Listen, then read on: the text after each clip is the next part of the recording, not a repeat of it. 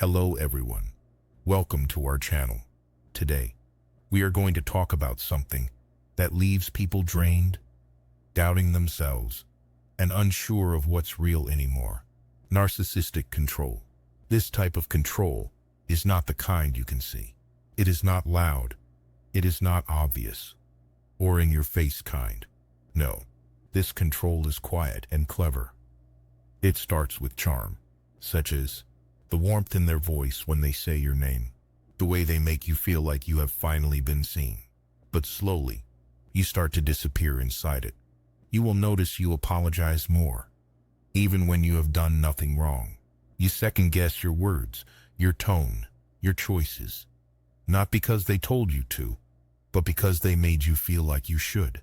They teach you to silence yourself by withdrawing affection when you speak up, or changing the subject when you cry out for truth. They shape your reality, bit by bit, until you are living in a version of yourself you don't even recognize. That is the mastery, not in force, but in manipulation. They break you with a smile. One day you realize you haven't laughed freely in months. You feel guilty for needing love. You feel selfish for asking questions. And worst of all, you feel crazy for noticing things that were always there. Let me say this plainly. That is not love. That is not normal. That is not your fault. When a narcissist controls, they do it in ways that make it nearly impossible for you to prove, because they do not need to raise their voice to silence yours. They simply twist the narrative, recast themselves as the victim, and let you unravel while they watch, unfazed. But I want to remind you of something. Control may blind you for a while, but it cannot erase your soul.